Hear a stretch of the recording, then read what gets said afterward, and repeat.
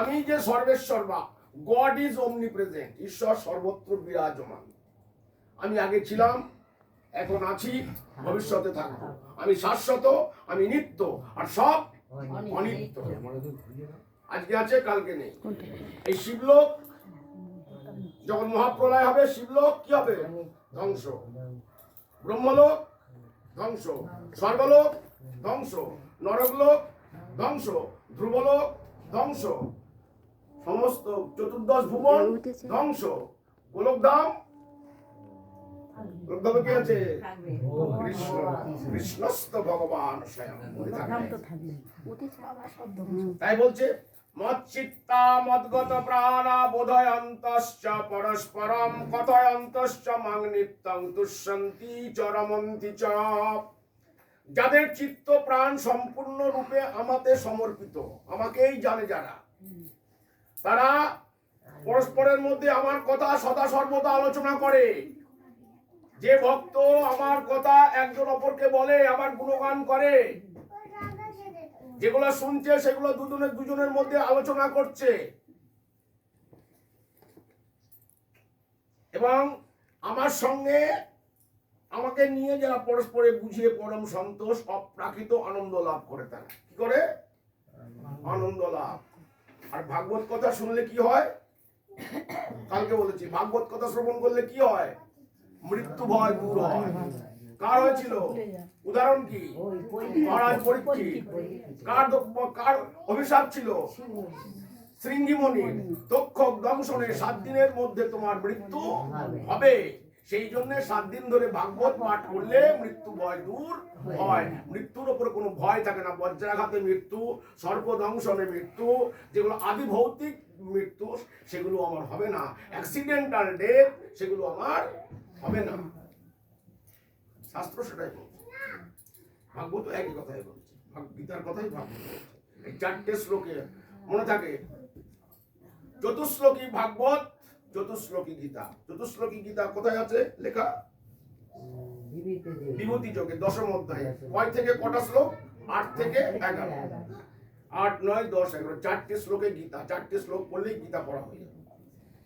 এখন আমরা আসবো জন্মদিন একাদশী, উৎপন্না একাদশী। প্রত্যেকটা একাদশীর মাহাত্ম্য কথা কে জিজ্ঞাসা করে? কাকে জিজ্ঞাসা করে? কাকে জিজ্ঞাসা করে? ভগবানকে। কিন্তু এই একাদশীর কথাটা কে জিজ্ঞাসা করলো? থ্যাংক ইউ, অর্জুন জিজ্ঞাসা করলো কৃষ্ণকে। এই একাদশীর কথা বললো ভগবান। অগ্রহায়ণ মাসের কৃষ্ণপক্ষের একাদশী কি নামে অভিহিতা? অভিহিতা মানে স্ত্রীলিঙ্গ, সেই জন্য একাদশী স্ত্রীলিঙ্গ। এবং এর ফল কি? জড়জগতের মানুষ এই একাদশী করলে লাভ কি? কি লাভ হবে আমার? এসব কথা ভগবানকে অর্জুন জিজ্ঞাসা করলেন। তখন বললেন, হে পৃথা পুত্র, ভগবান উবাচ, ভগবান বলছেন। ভগবান উবাচ মানে গীতাতে সব জায়গায় পাবেন কৃষ্ণ উবাচ লেখা নেই, ভগবান উবাচ লেখা আছে। ভগবান বলছেন। ভগবান কি বলছেন? হে পিতা পুত্র। পিতা পুত্র মানে পিতা পুত্র, পিতা পুত্রকে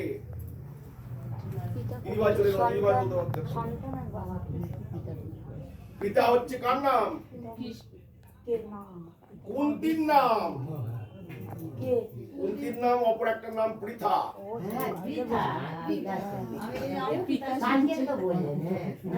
পিতা পুত্রকে অর্জুন বলে, হে পিতা পুত্র। পিতা পুত্র কালকে বলেছিলাম ওই মন্দিরে। শোনো, একাদশী অতীব প্রাচীন কালে সত্য যুগে মূর নামে একটা রাক্ষস ছিল। মূর, ময় দীর্ঘ ঢয় শূন্য র। মূর ভয়ঙ্কর আকৃতি, বিকট দেখতে, ভয়ঙ্কর চেহারা বিশিষ্ট এক কৃষ্ণ নামে কাঁদবে কবে তোমার আমার জীবন। কবে যাব বিষয় ছেড়ে এই মধুর বৃন্দাবন, তুলসী চন্দন চোখে দিব ঘুমালে তোমার। ওনার চোখটাই বন্ধ হয়ে যাচ্ছে, ফুলে রয়েছে তো, ফুলে আছে দেখতে। জপ করতে গেলে ঘুম আসে, ভাগবত কথা শুনতে গেলে ঘুম আসে, পা ছড়িয়ে দিল, বডিটা একটু হেলিয়ে দিল, বাবা একটুখানা শোনো, নিমিষ সাধু সঙ্গ করো, তারপরে চলে যাও, এসব করো না। কলির মেয়ে, হ্যাঁ, কলির প্রভাব। কলির প্রথম মেয়ের নাম হচ্ছে নিদ্রা, সে ওনাকে ধরেছে।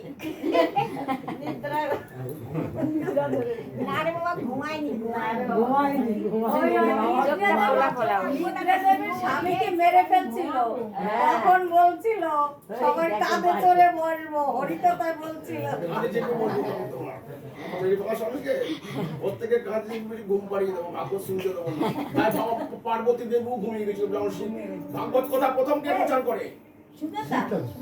ভাগবত কথা শিব। কাকে বলছিল? পার্বতী ঘুমিয়ে গেছিল।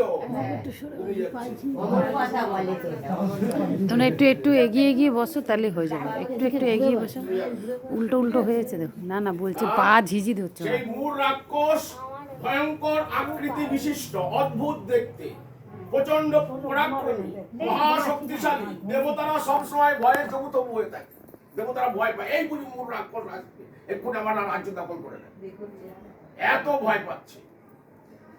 মূল রাক্ষস দেখলো এসব ছোটখাটো দেবতাদের মেরে তো লাভ নেই, আমি একদম স্বর্গের রাজা ইন্দ্রকে দখল করি, যাই ওর কাছে, ওর সিংহাসন দখল করতে হবে। তখন তো ছিল এসব। আর সবসময় দেবতারা আর অসুররা কিন্তু দুই ভাই, দেবতারা অসুররা কিন্তু দুই ভাই। অদিতির গর্ভে যত সন্তান সব হচ্ছে দেবতা, আর দিতির গর্ভে যত সন্তান সব হচ্ছে অসুর। বাবা একটাই, কশ্যপ। বাবা একটাই, কশ্যপ। দুটো বউ, একটা অসুর জন্ম দিচ্ছে, একটা দেবতা জন্ম দিচ্ছে। ভাই ভাই লড়াই তো হবেই। স্বর্গরাজ্যে বেটা বসে আছি, স্বর্গের সুখ ভোগ করছি, সেটা আমি অসুর এখানে ঘুরে ঘুরে বেড়াচ্ছি, তো রাজ্য দখল করবো না? আর ওদের সঙ্গে শুক্রাচার্য আছেন, অসুরদের গুরুদেব শুক্রাচার্য, মহাশক্তিশালী মৃত্যুঞ্জয় মন্ত্র পাঠ করে সব অসুরদের বাঁচিয়ে দেন। এখন ওই ভিডিও ক্যামেরা হচ্ছে, হবে না, দেখা যাবে না। মোট দানব এইবার স্বর্গ দখল করলো গিয়ে। 7:50 ইন্দ্রের সঙ্গে মহাযুদ্ধ হলো, যুদ্ধে 7:50 ইন্দ্র হেরে গিয়ে রাজ্যচ্যুত হয়ে, স্বর্গভ্রষ্ট হয়ে এই পৃথিবীতে ছদ্মবেশে যেখানে সেখানে ঘুরে ঘুরে বেড়াচ্ছে। হায় হায়, কি হলো, আমার স্বর্গরাজ্য হারালাম। মোট দানব তার আমার স্বর্গরাজ্য দখল করেছে। কি করি, কোথায় যাই ভেবে না পাই, তাই কি করিব, কোথায় যাব, পড়ে আছি নির্কুলে। জন্ম আমার গেল বিফলে, সত্য পথে থাকতাম যদি ধরি গুরুর পায়। আজ এমন হতো না দয়াল, এত অসহায় আমার, এত অসহায়। তাই কোথায় যাব, কি করিব, ছদ্মবেশে পড়ে আছি নির্কুলে। জন্ম আমার কেন? দেবগুরু বৃহস্পতির স্ত্রীকে হরণ করেছিল ইন্দ্র, গুরুদেবের পা ধরেনি। অসভ্য লোক ইন্দ্র। স্বর্গের রাজ্যে সবসময় কোপন স্বভাব, ক্রোধ সবসময় স্ত্রৈণ থাকে, বড় বসে থাকে। আমার ওপরের মেয়ের উপরে লোভ বেশি, এই কামনা বাসনা বেশি। গুরুদেব তাই কি করলো, অভিশাপ দিয়েছিল, বেটা তুই একবার করে স্বর্গচ্যুত হবি, আর একবার করে স্বর্গ পাবি, আবার স্বর্গচ্যুত হবি, আবার স্বর্গ পাবি। তাই তার আজকে এই অবস্থা। সে নির্কুলে পড়ে আছে, নির মানে জল, জলের ধারে পড়ে ছদ্মবেশে পড়ে আছে। কোথায় যায়? একমাত্র আমার কে আছে? শম্ভু। শম্ভু কে আছে? দেবাদিদেব মহাদেব, পরম বৈষ্ণব। চলো আমরা শিব পার্বতীর কাছে যাই। দেবতারা বললো চলো।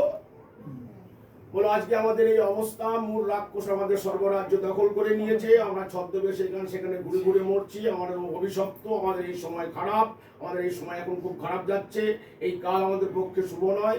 কি করব প্রভু, আপনি দয়া করে, হে দেবাদিদেব মহাদেব পরম বৈষ্ণব, আমি আপনাদের উপায় বলুন। বলো আমি এই উপায় বলতে পারবো না।